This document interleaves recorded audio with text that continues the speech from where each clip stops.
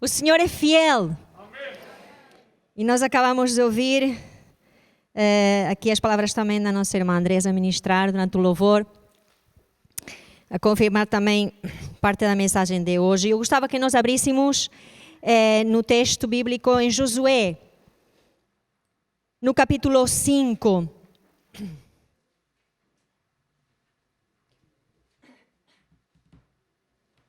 O livro de Josué, capítulo 5.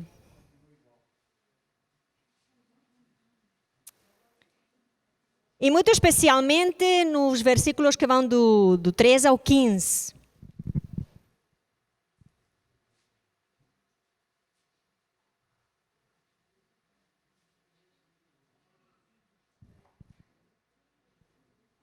Se eu usar este, vocês conseguem ouvir de outra maneira, não é?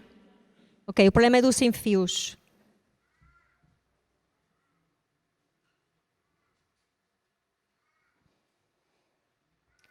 E diz assim a palavra do Senhor: E sucedeu que, estando Josué perto de Jericó, levantou os seus olhos e olhou. E eis que se pôs em pé diante dele um homem que tinha na mão uma espada nua. Chegou-se Josué a ele e disse-lhe: És tu dos nossos ou dos nossos inimigos? E disse ele: Não, mas venho agora como príncipe do exército do Senhor. Então Josué se prostrou com o seu rosto em terra e o adorou e disse-lhe: Que diz meu senhor ao seu servo? Então disse o príncipe do exército do Senhor a Josué: Descalça os sapatos dos teus pés, porque o lugar em que estás é santo. E fez Josué assim. Ok, nós vamos ver um pouquinho de Josué, como é que ele chega a este momento. Nós sabemos que Josué foi o sucessor de Moisés. Moisés foi aquele homem líder que Deus levantou para tirar o seu povo do Egito e conduzi-los até a terra prometida. Nós sabemos que essa travessia, que poderia ser no máximo de um mês e tal, conforme, não é também o ritmo dessa caminhada, se converteu em uma caminhada de 40 anos. Eles andaram em círculo, no meio do deserto, porque eles desobedeceram a Deus, eles não acreditaram nas promessas de Deus. Então, essa geração que saiu do Egito faleceu durante essa caminhada. Só temos a Josué e a Caleb, que ficaram daquelas pessoas que saíram de lá, do Egito, e que vão conseguir entrar na terra prometida. Vocês, irmãos, se lembram disto, ok? Então, Josué vai ter agora a empresa, digamos assim, ou a tarefa de cruzar o Rio Jordão, chegar a Canaã, que era a terra prometida, e começar a conquistar a terra. Portanto, a sua função era militar e, claro, que também espiritual, porque tinha que liderar um povo nisto tudo, não é? Se o povo não estivesse bem espiritualmente, dificilmente iriam conseguir conquistar as terras que o Senhor já lhes tinha dado de antemão. Então, nós vemos aqui a Josué a iniciar esta tarefa da parte de Deus. Nós vemos como ele vai enviar 2 espias a Jericó, que era a primeira cidade cananeia que eles encontram ao atravessar o Rio Jordão de uma maneira também miraculosa, não é? E então, quando ele envia os 2 espias, eles vêm com uma visão vitoriosa mesmo. Estes 2 espias vão vir com notícias a dizer que a cidade está cheia de medo, a cidade está já com os ânimos mesmo, diz a palavra, que os corações derretidos, não é? Portanto, porque sabiam que vinha ali o povo de Deus, o povo de Israel. Então, eles passam o Rio Jordão também de uma maneira miraculosa e já estão do outro lado mesmo, de frente a Jericó. Deus acabara de manifestar que está com eles, mas agora é demandado algo da parte deles, que antes de efetivamente começarem a tomar posse da terra prometida, Deus vai pedir deles, capítulo 5, versículos 2 a 9, que eles se circuncidem. A primeira vez que nós encontramos isto, a circuncisão, foi com Abraão e tinha a ver com uma marca que Deus exigia ao seu povo e que tinha a ver com se identificarem com Deus, com obedecerem a Deus, com terem a Deus como o único Senhor. E era o povo de Deus só que tinha, portanto, esta marca. Era um símbolo de que estavam em aliança com Deus e que não fosse circuncidado seria eliminado do seu povo porque quebraria a aliança. Então, a verdade é que era um costume que era praticado também por outros povos. O Egito o fazia também, mas por outras razões, às vezes por razões de higiene, por outro tipo de razões, não é? Mas Deus exigiu do seu povo com outro sentido. E tinha a ver com pureza espiritual, tinha a ver com santidade, tinha a ver com uma determinação de servir ao único Deus verdadeiro, o Deus de Israel.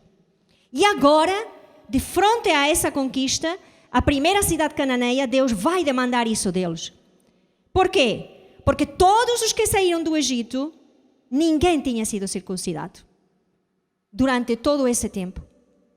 E esta nova geração, que não saiu do Egito, mas que foi gerada, não é? No caminho, que não é da geração aquela que morreu, digamos assim, no deserto. Esta nova geração precisava de fazer uma aliança com Deus, não por aquilo que tinham vivido através dos seus pais, mas por eles próprios. Eles tinham que decidir, não é? Mais uma vez, Deus não tem netos, Deus tem filhos. Cada um de nós tem que fazer uma opção por Deus, uma escolha por Deus. Não é porque o meu pai, o meu avô era crente, é que eu sou automaticamente filho de Deus. Não, eu tenho que fazer uma opção. E nesta altura, Deus estava a demandar do povo, e estava a dizer, ok, vocês vão conquistar a terra, mas vocês têm que estar comprometidos comigo. Vocês têm que ser obedientes à minha palavra. E Ele vai demandar isto do povo. É verdade que este mandamento também tem uma relação ou uma analogia, um simbolismo falando espiritualmente, não é? Em Deuteronômio nós encontramos como Deus prometera que iria circuncidar, o coração também. Ou seja, tinha um simbolismo de algo muito mais profundo. Não era só uma marca feita na carne, tinha a ver com um sometimento da pessoa a Deus.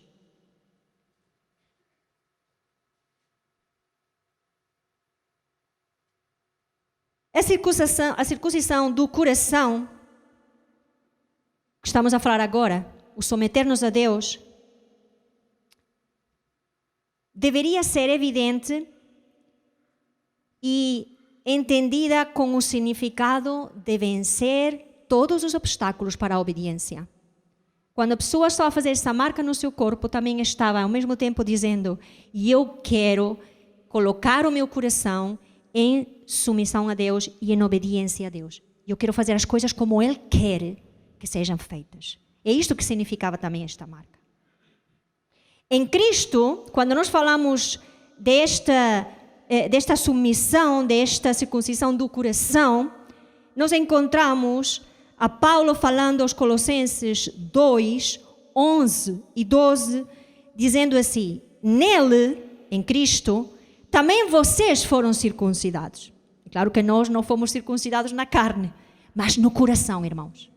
Em Cristo, nós fomos circuncidados. Não com uma circuncisão feita por mãos humanas, mas com a circuncisão feita por Cristo, que é o despojar do corpo da carne, ou seja, do que nós queremos fazer, da nossa vontade. Isso acontece quando vocês foram sepultados com Ele no batismo e com Ele foram ressuscitados mediante a fé no poder de Deus que o ressuscitou dentre os mortos. Nós vemos aqui o apóstolo Paulo a explicar o significado da circuncisão àqueles que estamos em Cristo. Aleluia. Aos Romanos, ele também explicou, no capítulo 2, versículo 25 e 26. Não é judeu quem o é apenas exteriormente, porque nós sabemos que na época de Jesus ainda se circuncidavam os judeus, não é?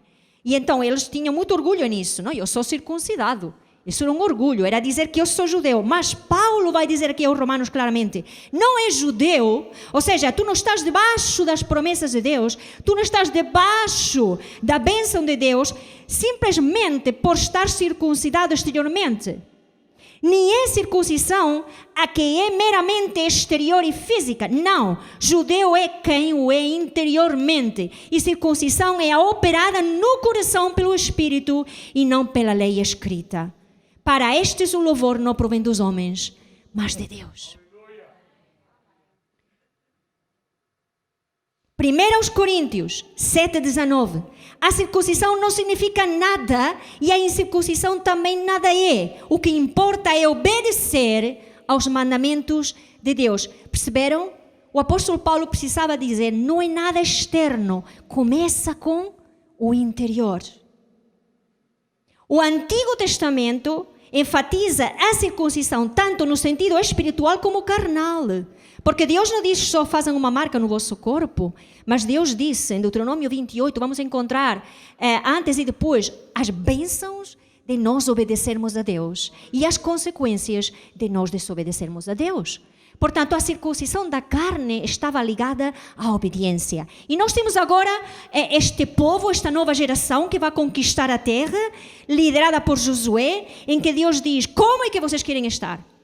Querem estar debaixo da bênção da obediência? Querem dizer que vocês são um povo exclusivo meu? Que vocês só me vão obedecer a mim? Agora é o momento de eu fazer. E todos eles consentiram em fazer. Sem obediência, irmãos, não há vitória. Sem obediência, não há vitória. Essa circuncisão que foi feita em Gilgal, que é um lugar que vai acontecer coisas muito importantes também naquele lugar, também vão celebrar a primeira Páscoa depois da saída do Egito, também ali vai ser onde vai parar o maná, onde eles vão começar a comer do fruto da terra, é um lugar muito especial, onde eles vão começar a degustar das bênçãos de Deus, onde eles vão lembrar o simbolismo também do Cordeiro de Deus, onde eles vão lembrar a proteção de Deus sobre as suas vidas. É um lugar de obediência. Quando nós estamos num lugar de obediência, nós podemos ter a nossa vitória assegurada. E Deus queria dizer-lhes a eles, antes de entrar a conquistar Jericó, antes de começar esta conquista, vocês têm que estar em obediência comigo.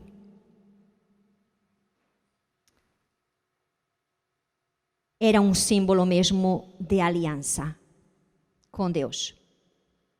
Então temos agora Josué com uma geração nas suas mãos que tinham renovado o seu pacto com o Senhor, que tinham circuncidado não somente materialmente, como espiritualmente, quando eles declaram que obedeceriam em tudo quanto Deus falar através de Josué. Nós encontramos isso logo no capítulo 1 e 2, quando Josué vai falar com o povo, e o povo vai dizer, nós estamos contigo, nós estamos com Deus, nós vamos obedecer tudo aquilo que tu nos passares da parte de Deus. Que geração fantástica!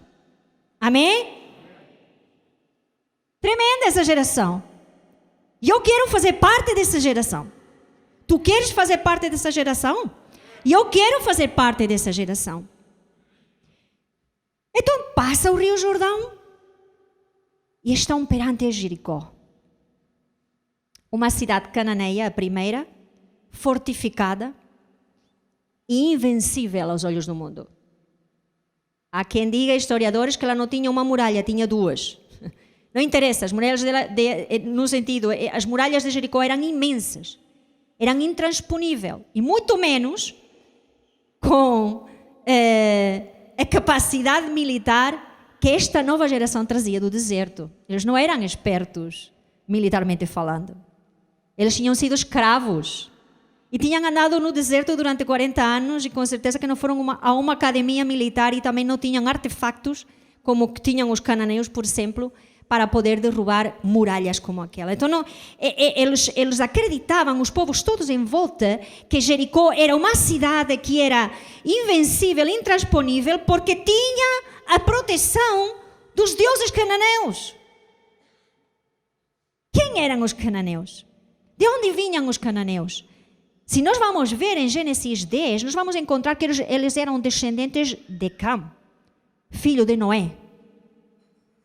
Um dos filhos de Noé.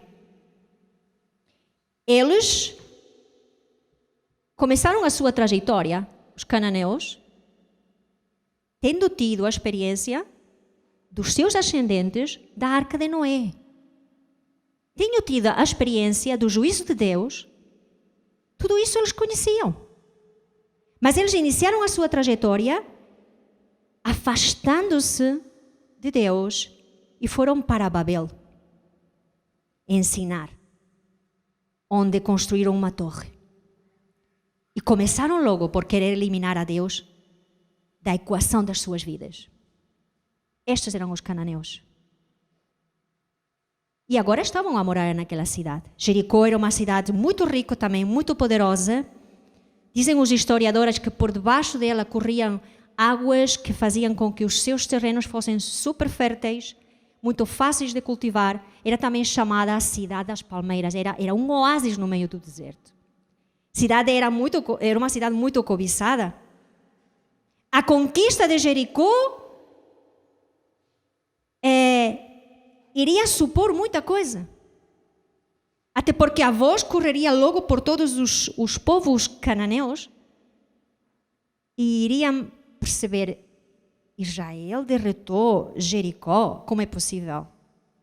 Há qualquer coisa aqui superior aos deuses cananeus. Como eram os deuses cananeus? Olha, os cananeus, eles tinham uma mitologia muito rica de deuses, tinham deuses variados. Isso se descobriu através das escavações que se fizeram de uma cidade cananeia, no Garit. Muito, muito curiosos, os irmãos quiserem investigar isso. E se descobriu muito sobre a cultura cananeia, e se descobriu muito através de escritos e de tabelas e de pinturas e de muita coisa se soube de que eles tinham muitos deuses. Lembrem-se, um povo que vinha da descendência de Noé. Como é possível se afastar tanto do único Deus verdadeiro? Então, eles estavam ali, eles tinham... os cananeus não eram um estado unificado, mas falavam uma mesma língua. Todos eles. Eram cidades-estado, não é? Não era algo unificado, mas todos falavam a mesma língua. E eu, ao meditar sobre isto, irmãos, penso assim: este mundo onde nós estamos, apesar de apresentar muitas manifestações acerca da espiritualidade, acerca de Deus, acerca de outros deuses, de outras divindades, de outros profetas, apesar de todas essas manifestações diferentes, tem uma língua comum. Sabem qual é? É negar a Jesus Cristo. Por diferentes maneiras, eles vão querer negar a Jesus Cristo, o Filho de Deus, o Salvador do mundo. Esta é a língua deles. É uma, só que se manifesta de muitas maneiras. Os irmãos percebem? E nós estamos neste mundo perante todas estas manifestações com um único alvo: derrubar a fé em Cristo. Os cananeus eram assim. Eles tinham muitos deuses. E outra característica muito importante é que os soldados cananeus recebiam treinamento militar desde a infância. Eles preparavam os seus filhos para lutar, para guerrear, e tinham acesso a uma tecnologia militar que naquele momento era de ponta. Por vezes eu me pergunto, como é que estão a ser instruídos nossos filhos perante este mundo? Perante tantas manifestações, tantas crenças? Será que nós os estamos a instruir desde pequeninos, para saber lidar com todas as manifestações cananeias que vão encontrar? Será que nós estamos a instruí-los para se defender, para defender a sua fé? É algo que me preocupa muito ultimamente, irmãos. E esta preocupação tem vindo através da minha experiência nas escolas, na escola onde eu dou aulas. E eu vejo como os nossos filhos, por vezes, lhes faltam armas para defender a fé. E eles vão enfrentar tanta ideia, tanta filosofia, tanta corrente de pensamento, o ateísmo que está agora super outra vez em voga, novas correntes, e os nossos filhos, eles estão munidos de armas, eles estão preparados para defender. Estou, às vezes, já, entre aspas, passo a expressão, farta de ouvir estatísticas que nos dizem que os filhos dos crentes, por vezes, desistem da fé na pré-adolescência e na adolescência. Por quê? Porque eles não estão, muitas vezes, preparados para defender a fé. Eles encontram argumentos tremendos, mais do que nunca, irmãos. Não é que neste tempo não houvesse. Já existia nas primeiras culturas gregas, romanas, filosofias, havia tudo isso, sim, mas não havia como hoje um acesso tão direto, tão agressivo e tão violento como hoje os nossos filhos enfrentam. Quantos podem concordar comigo? Estão aqui muitos pais na sala, irmãos. Quantas vezes os vossos filhos não chegam a casa com perguntas que nem vocês sabem responder? Ups, isso não é para dizer. É verdade. E nós não podemos deixar os nossos filhos sem resposta. Se não estás pronto para responder, prepara-te. Porque depois chega a espada de outro, agora falando em sentido figurado, chega a espada de outro e lhe corta a cabeça em 2 tempos. Percebem? Nós temos que preparar os nossos filhos para defender a fé.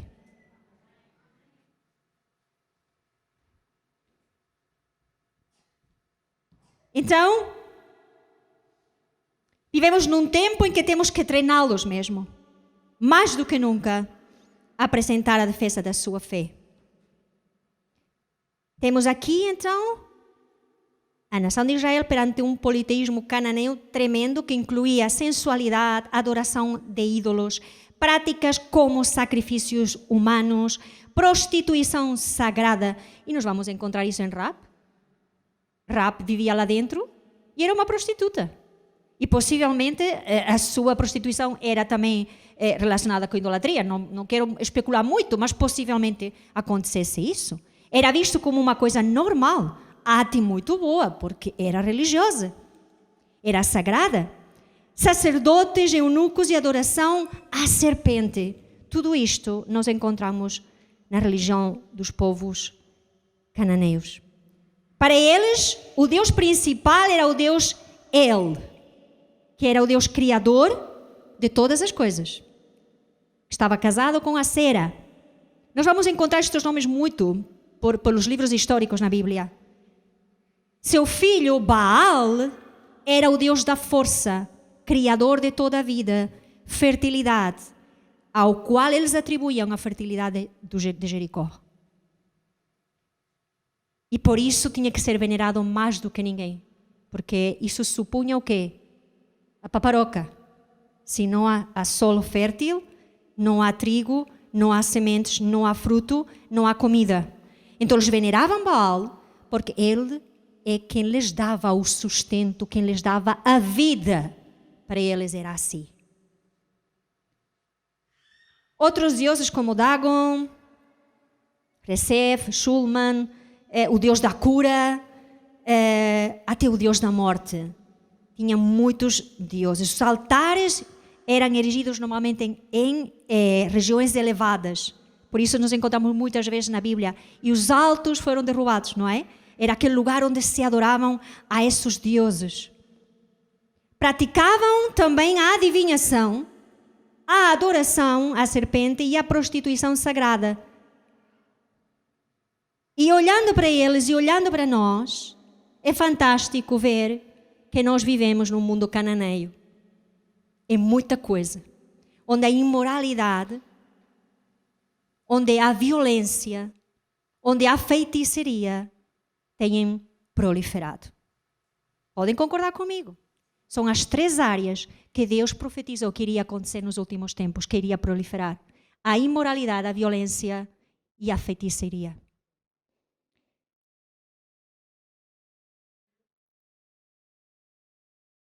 Todos estes falsos deuses e o facto de atribuir-lhes benefícios não é nada novo. Nós vemos isso hoje. Então, antes de entrar em Jericó, efetivamente, e antes da passagem, que eu estou a funilar mesmo para ir a essa passagem, nós vemos em Josué 2, 10, 11, como Raab tinha dito que os cananeus já estavam com medo.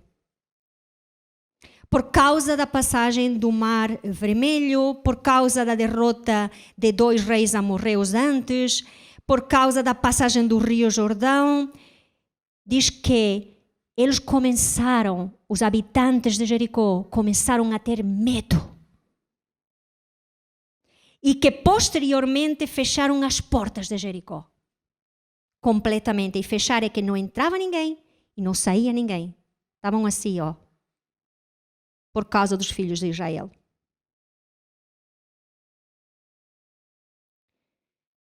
Irmãos, o nosso inimigo, que governa este mundo, que é o príncipe deste mundo, ele sabe perfeitamente que está derrotado.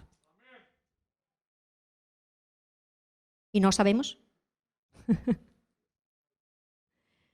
Até porque ele foi exibido publicamente por Jesus. Em Colossenses 2, 14, 15 nos diz: Jesus cancelou a escrita de dívida que consistia em ordenanças e que nos era contrária. Ele a removeu completamente pregando-a na cruz, despojando as autoridades e poderes malignos, fez deles um espetáculo público, triunfando sobre todos eles na cruz. Jesus os expôs publicamente. Vocês estão derrotados. Eu vos venci na cruz do Calvário. O nosso inimigo sabe disso. Em Josué 2:24, vemos que Deus já tinha derrotado espiritualmente os cananeus antes de materializar a derrota. Antes de que nós víssemos, que eles vissem a derrota, as muralhas caírem, Deus já tinha derrotado espiritualmente os cananeus. E nós estamos nessa mesma situação agora, meus queridos. Antes de que se materialize, que nós vejamos todas as nossas vitórias à nossa frente e, mais concretamente, o poder estar com Cristo pela eternidade, nós já sabemos que isso já está ganho. Isso já está ganho por Jesus Cristo para nós. Já está. Nós precisamos de perceber e de lembrar isso também. Ter a noção de que o inimigo e o mundo já está derrotado espiritualmente, irmãos. Já está. Nesta passagem encontramos a Josué, agora, de frente de Jericó, procurando a estratégia. Como vai ser? Porque vai ser através de nós também. Sim, nós vamos participar, mas como vai ser? Como é que nós vamos lutar contra isto que parece intransponível? Eu não sei qual é o Jericó da tua vida nesta manhã, meu querido, minha querida. Não sei. Mas eu sei uma coisa, é que o nosso general tem estratégias. Então, quantas vezes nos sentimos como Josué, diante de uma conquista, de um desafio tremendo? Ele foi procurar estratégias em Deus. É normal ele fazer isso. Por quê? Porque já sabia como proceder. Ele tinha aprendido com Moisés. Ele sabia que sempre que Moisés falava com Deus, Deus falava com ele, Deus entregava a mensagem e Deus iluminava o seu entendimento, e então ele iria fazer a mesma coisa que Moisés, tanto que muitas vezes ele também foi com Moisés falar com Deus e presenciou isso. Irmãos, que bom é quando nós temos referências, pessoas que nos levam a ter estas experiências conosco também, que nos ensinam e nos mostram como Deus fala. É tremendo nós termos isto, não é? Pais espirituais, com que nós possamos aprender como nos comportarmos diante da presença de Deus. Então, neste momento, o que sabia Josué? Olha, Josué sabia que Deus estava com eles em aliança. Acabaram de renovar a aliança com eles. Nós estamos em aliança com Deus através de Jesus Cristo. Através do novo pacto no sangue de Jesus Cristo. Tu estás com aliança com Deus e eu estou em aliança com Deus. 2, o povo estava em obediência. O que iria garantir a ajuda de Deus, porque Deus sempre lhes falou, se vocês permanecem em mim, se vocês são obedientes a mim, e eu então vou ser fiel a vocês. E vou lutar as vossas guerras. Josué também sabia quem era Deus, porque ele tinha a sua própria caminhada com Deus desde o Egito. Mas o que ele estava a ver? Ele sabia disso, mas o que ele estava a ver? Ele estava a ver uma cidade impenetrável, um exército pouco experiente e que começara agora a sua trajetória com Deus, portanto, espiritualmente era o início. Como é que eu vou fazer isto? Eles estão agora a entrar na aliança, eles não têm muita experiência com Deus, pessoal. E ele estava a ver umas muralhas impossíveis de serem destruídas. Eles precisavam mesmo da operação sobrenatural de Deus. Perante o teu Jericó, tu precisas e eu preciso do poder sobrenatural de Deus. Ele precisava de uma estratégia que mais à frente lhe vai ser dada e que tinha a ver com tempos de silêncio, tinha a ver com tempos de marcha, tinha a ver com tempos de pausar, tinha a ver com tempos de louvar e tinha a ver com tempos de lutar. Era uma estratégia militar que estava ali, não é dada por Deus. Mas ele vai se retirar. Perante toda esta situação, ele se retira, diz a palavra de Deus que está a olhar para Jericó, estava sozinho. É muito provável que Josué tivesse saído em privado para reconhecer também a cidade de Jericó. E ao contemplar a força do lugar, provavelmente começou a refletir sobre a extrema dificuldade de reduzi-lo. Muitas vezes nós olhamos para o problema e dizemos, isto é impossível, Deus não vai conseguir, eu não vou conseguir fazer. E às vezes olhando para a nossa sociedade, para o nosso mundo, irmãos, por vezes parece que temos nós não vamos conseguir, a igreja não está a conseguir, a maldade se está a multiplicar, a violência se está a multiplicar, a igreja é fraca, o inimigo quer que nós pensemos assim. Mas Deus, Ele próprio foi ter com Josué para encorajá-lo. E lhe concedeu uma visão e a estratégia em como a cidade deveria ser tomada. Diz aqui no nosso texto principal, que nós lemos ao princípio, que ele estava a pensar em tudo isto e há um momento em que ele ergue e levanta o seu olhar. E vê alguém. E ele vai ter uma experiência fabulosa com o seu antítipo. Quem está na idade, não é? Sabe o que é isto? Jesus, ele tem um tipo, digamos, de Jesus. Josué é um tipo de Jesus, porque ele é conquistador, ok? De ganhar a terra prometida, de guiar o povo para ganhar a terra prometida. Portanto, Josué é um tipo de Jesus, mas ele vai se encontrar com o seu antítipo, ou seja, com Jesus, que o vai fazer e o faz na perfeição. Perceberam? Está o tipo e o antítipo ali. Coisa maravilhosa. Então ele vai ter uma chamada de cristofania, é a aparição de Cristo materializado em corpo. é naquela altura. E por várias razões nós vemos isto. Ele aparece como um varão que traz uma espada desembainada, nua, na sua mão. Mas antes de ver isto, ele precisou de levantar o olhar, reconhecendo a sua incapacidade e olhando para quem nos pode capacitar a vencer na conquista que Deus tem para nós. Meus irmãos, nesta manhã, mais do que nunca, nós precisamos levantar o nosso olhar. Nós precisamos erguer o nosso olhar. Quando eu estou a erguer o olhar, é porque eu estou a olhar para baixo, certo? É da lógica. Eu não estou a olhar para cima. Josué, ele levantou o seu olhar, e quando ele vai levantar o seu olhar à procura de Deus, aparece esta visão tremenda deste varão com esta espada.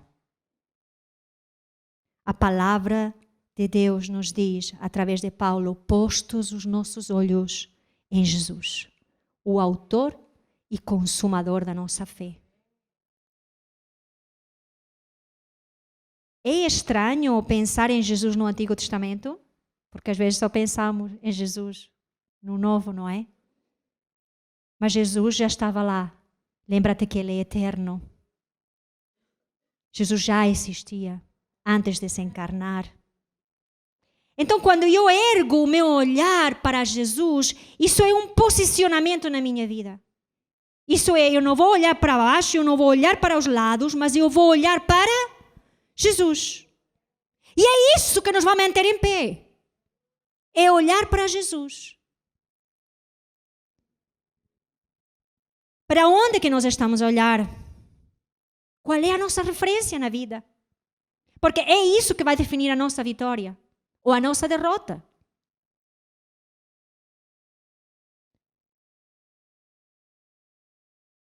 Paulo disse em 1 Coríntios 2:2: E eu, irmãos, quando fui ter convosco, anunciando-vos o testemunho de Deus, não fui com sublimidade de palavras ou de sabedoria, porque nada me propus saber entre vós, senão a quem? A Jesus Cristo e este crucificado. Reparem, irmãos, Paulo foi um homem que estava mais do que na altura para debater com filósofos, com pensadores daquele tempo. Conhecia as Escrituras de maneira exaustiva, mas não se deteve com discussões infrutíferas. Não começou a olhar para todo lado, para coisas que não eram importantes. Ele até alertou a Timóteo e disse: não gastes o teu tempo com isso. Jesus é quem deve ser pregado e ele crucificado, ou seja, o amor e a justiça de Deus em simultâneo. Jesus é o nosso foco, deve ser o nosso foco, o foco do nosso olhar. Erguer os olhos nesta manhã e olhar mais uma vez para Jesus, o autor e consumador da nossa fé. Hoje, irmãos, há tantas correntes teológicas a serem trazidas outra vez à tona, debates teológicos sem fim. Há coisas sobre Deus, irmãos, que nunca vamos saber aqui. E não podemos pretender saber tudo de Deus, porque nós não somos Deus. E se nós vamos atrás daqueles debates infrutíferos, debates que não servem para nada, e afastamos os nossos olhos de Jesus Cristo, nós não vamos viver em vitória. Nós vamos viver em derrota, porque vamos querer vencer com argumentos humanos. E Paulo diz claramente: esqueçam disso. Coloquem os vossos olhos em Jesus e preguem Jesus Cristo. Preguem Jesus Cristo. E Ele crucificado. E Ele ressuscitado. E Ele como sacerdote que está a interceder à destra do Pai por cada um de nós. Então Josué olha e vê. E eis que se pôs em pé diante dele um homem que tinha na mão uma espada nua. José imediatamente chega-se a ele e lhe pergunta diretamente: és tu dos nossos ou dos nossos adversários? Sim, porque ele podia pensar, os de Jericó saíram para ver também como é que nós estamos, não é? A mesma coisa que ele fez, os de Jericó também podiam ter saído. Ai, como é que estão os israelitas? E ele ficou assim, sem discernimento, inicialmente.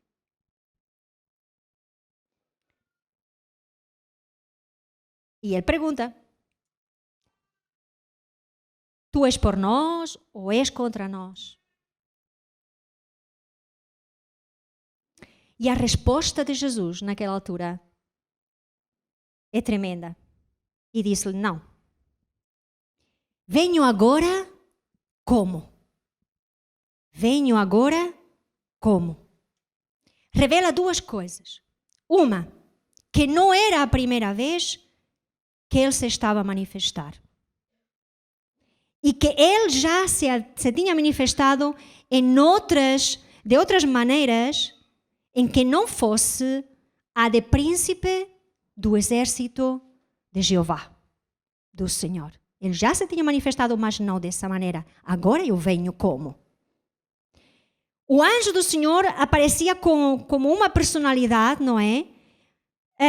De acordo com as circunstâncias. Por exemplo, com Moisés, ele se apareceu como Salvador de Israel. Mas com Josué, ele vai aparecer como comandante do exército do Senhor, dirigindo o seu exército com a espada nua. Ele estava a dizer, esta guerra é minha. Esta guerra é minha. Os israelitas eram apenas uma divisão do seu grande exército, junto com os anjos, com certeza. Mas a guerra é minha. Com essa resposta, Josué percebeu logo que ele era apenas mais um servo do capitão, daquele capitão que estava à sua frente. Era mais um colaborador. Nós temos alturas, irmãos, em que precisamos de ver a Jesus como guerreiro feroz. Como guerreiro feroz. Os grandes artistas, pintores, têm-nos passado sempre aquela imagem de Jesus. E é, porque ele é meigo, com certeza, não é? O nosso Jesus é meigo. Mas por vezes nós temos que ver um Jesus guerreiro feroz. Mesmo. E em breve nós veremos um dia o nosso Jesus vir em glória e poder a eliminar a injustiça e a impiedade deste mundo, irmãos. Nós vamos ver esse Jesus. Um Jesus que é apresentado no Apocalipse com as suas vestes manchadas de sangue. Um Jesus que vai fazer justiça. E por vezes nos esquecemos deste Jesus. Vemos um Jesus fraco. Mas o nosso Jesus nesta manhã, Ele nos está a lembrar que Ele é guerreiro. E que Ele venceu. E que Ele vence. E que Ele luta as nossas guerras. E nós precisamos de ver isto, irmãos. Quando Jesus lhe dá a resposta, Ele imediatamente o reconhece e adora. Deus sabe perfeitamente quando estamos a precisar de uma visão poderosa de quem é Jesus Cristo. E hoje, meus queridos, no tempo que estamos a viver, é mais preciso do que nunca. Nós precisamos de olhar para Jesus, erguer o nosso olhar e ver Cristo triunfante, Cristo o vencedor, Cristo o invencível, Cristo aquele que luta conosco e por nós. Aleluia! Ele está aqui nesta manhã revelando-se através da sua palavra como príncipe dos exércitos do Senhor. E a dizer-nos, minha é a vitória. E eu venci o mundo, eu venci o pecado. Não desanimes, não desfaleças. E eu estou convosco até a consumação dos séculos. E eu já venci. Eu já venci. Nós já sabemos qual é o fim disto tudo, irmãos. Por vezes nós esquecemos. Jesus é o maior spoiler de sempre. Jesus já nos disse como vai acabar as coisas. Eu já venci. Não esperes outra coisa. Aleluia. Satanás está vencido. O poder do pecado sobre vós já está derrotado. Só temos de nos posicionar perante essa grande verdade. Irmãos, as portas do inferno, a semelhança às portas de Jericó, que estavam fechadas, não hão de prevalecer contra nós. A minha igreja, o Senhor nos chama, a minha igreja, o meu exército. Tão somente continuem a caminhar, a marchar e verão a minha glória. O Senhor disse, se tu creres, verás a glória do Senhor. Ele vai te dar a estratégia enquanto tu adoras, enquanto tu reconheces quem é. Quando acredites e deposites fé em que Ele é o vencedor. Ele não é um vencedor, Ele é o vencedor. Ele é o vencedor.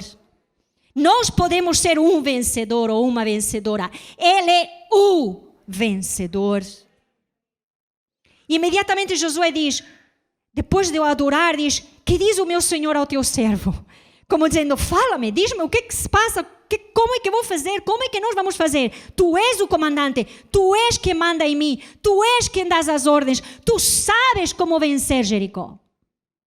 Diz-me, estou aqui para ouvir. E Jesus responde, antes de falar-te e dar-te a estratégia, é preciso teres noção da importância da santidade. Descalça os teus sapatos, porque estás em um lugar santo. A estratégia de Deus vem quando nós estamos em uma posição de santidade diante dele, irmãos. Jesus não dá estratégia a qualquer um. Sabem por quê? Porque é a santidade que nos vai capacitar para vencer. É a obediência que nos vai capacitar para vencer. Então Jesus não vai dar uma coisa que tu não estás capacitado para. Porque tu podes, passa a expressão, escangalhar todo no meio da guerra. Não vais se não estás em obediência e santidade. Descalça o sapato. O pé descalço, ou descalçar o sapato naquela época era uma homenagem de humildade, de obediência, de reconhecimento. Era um costume já assim, pelos reinos poderosos, não é? Se fazia isso da Síria, Pérsia, Babilônia, até no Egito. Era considerado um símbolo também de adoração. Era uma aceitação da posição de servo. Antes de entregar a estratégia a Josué, ele precisava de perceber que Deus exigia dele santidade. Irmãos, a palavra de Deus diz que a comunhão de Deus é com aqueles que lhe temem. E diz que Ele revela o seu coração e os seus mistérios àqueles que têm comunhão com Ele. E só podemos ter comunhão com Ele através de uma vida de santidade. Então, se tu queres vencer, se tu queres ser vencedor, se tu queres ser vencedora, tu precisas de viver em santidade. Eu preciso de viver em santidade. Hoje o Espírito Santo nos recorda mais uma vez que Jesus é vencedor, que o inimigo já está derrotado e que Ele estará conosco na nossa caminhada nesta terra e nos dará a vitória se permanecermos consagrados a Ele. Minha irmã, meu irmão, não te desanimes. Maior é aquele que está conosco do que aquele que está no mundo. Ergue o teu olhar e olha para aquele que venceu. Aquele que tem a estratégia. E Ele vai te dar a estratégia enquanto tu lhe adoras para derrotar o teu Jericó. Aquilo que tu vês como intransponível. Mas lembra-te, obediência, santidade. E permanecer com os nossos olhos postos nele. Se vão mais para frente, vocês vão ver uma derrota na cidade de Ai. Por quê? Porque havia pecado. Porque houve alguém que não estava nessa condição. E isso prejudicou a todo o povo. Uma pessoa prejudicou a todo o povo. Quem tem ouvidos para ouvir, que ouça. Porque nós somos o povo de Deus, a igreja de Deus. Imaginem o que Deus pode fazer se todos nós permanecemos em obediência e em santidade. Já repararam? Então é importante nós conservarmos as nossas vidas, os nossos corações, com os olhos postos em Jesus Cristo, o autor e consumador da nossa fé. Fecha os teus olhos nesta manhã.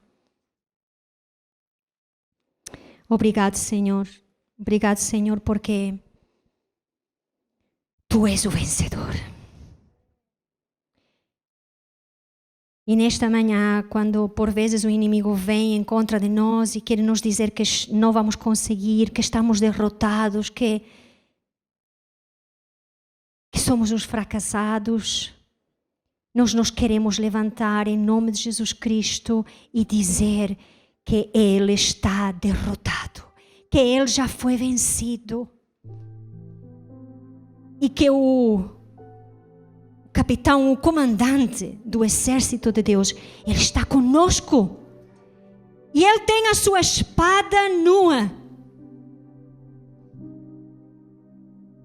Ele está pronto para lutar conosco e por nós. Por isso, nesta manhã, declaramos que nos sentimos seguros em Ti. Sentimos que estamos às ordens do maior capitão de todos os tempos. Vivemos debaixo da proteção daquele que tem todo o poder no céu e na terra.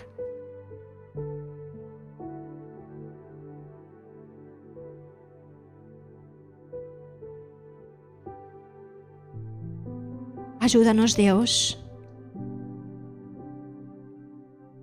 a ver-te como João te viu. E naquela ilha de Patmos, sozinho, no fim da sua caminhada.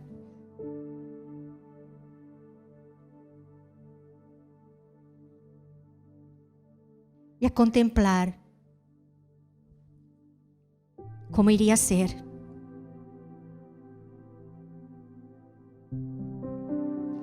E eis que venho sem demora.